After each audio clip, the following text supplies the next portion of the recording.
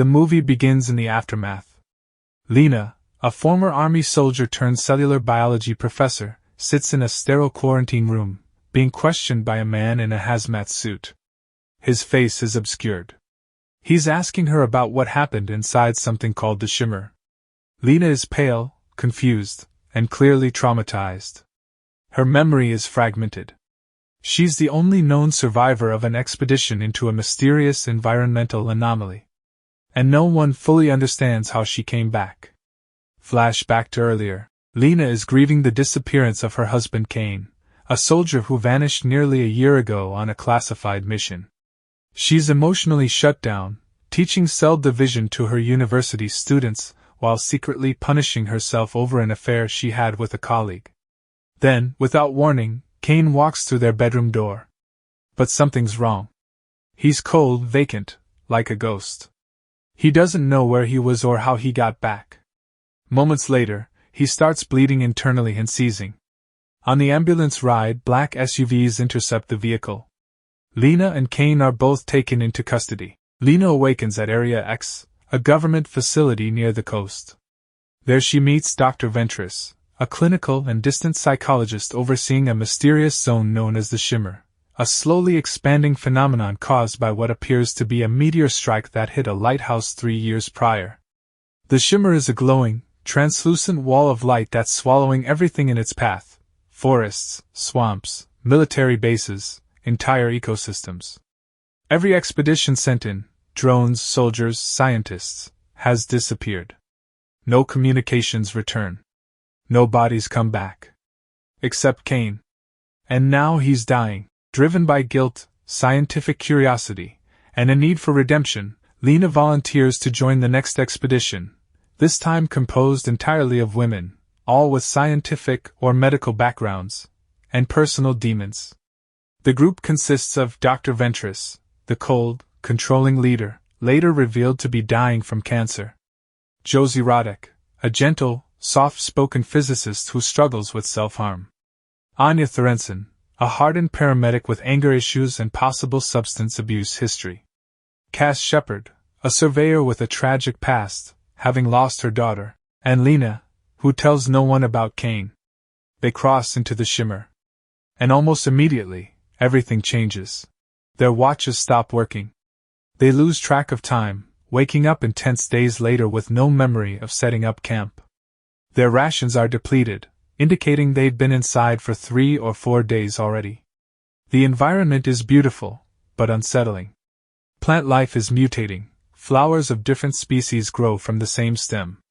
Giant, crystal-like trees glisten in unnatural colors. Animals move in eerie harmony. The air itself seems alive, refracting light like a living prism. And then the team stumbles across an abandoned military outpost, left behind by the previous expedition, Kane's team. There, they find a video recorded by Kane. In it, one of his teammates is strapped to a chair. Another soldier, the one holding the camera, slices open the man's abdomen to reveal his intestines, squirming and writhing like eels. The man on the table appears serene, even smiling. The team is horrified. In a nearby room, they find what's left of that soldier's body, now fused to the wall, exploded into a horrifying fungal tapestry of human tissue, mold, and blooming spores. The human form has become part of the architecture. As the group presses forward, tensions rise. The stress and altered biology of the Shimmer begin to wear on their minds. They encounter a crocodile with rows of shark-like teeth, a clear hybrid. Josie theorizes that the Shimmer refracts not just light, but DNA itself, remixing the genetic material of everything inside. Plants, animals, humans. They're changing, too. Lena discovers that her blood is mutating under a microscope. Their fingerprints shimmer. Cell division has gone haywire. That night, Cass is attacked and dragged away by something large and roaring in the dark. Her screams fade into the distance. They find her mangled corpse the next morning. But the horror doesn't stop there. During another night, a grotesque, deformed bear breaks into their camp. It's not just physically mutated, it's absorbed something else, Cass's voice.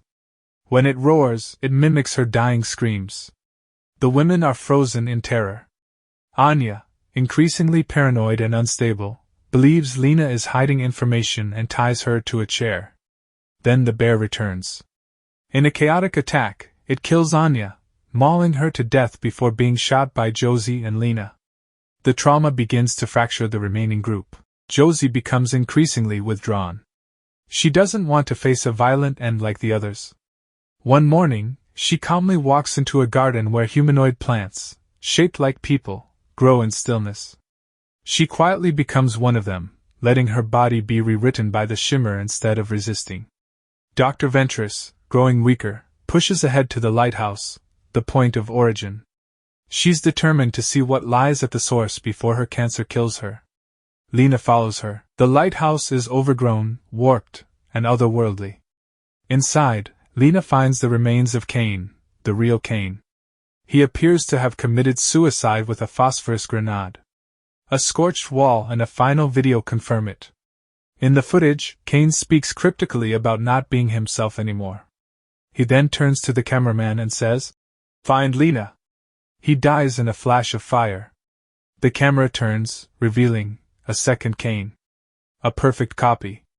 Lena descends into the crater left by the meteor, a cavern pulsing with alien light and motion.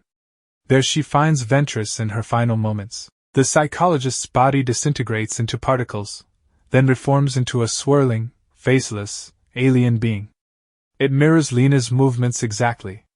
She tries to escape, but the creature traps her, matching her breath and actions in a surreal dance. It's not attacking her, it's becoming her. Eventually, Lena tricks it. She hands it a grenade, just like Cain did, and flees. The creature burns. The lighthouse ignites. The shimmer collapses. Lena wakes up in the present, being observed and questioned.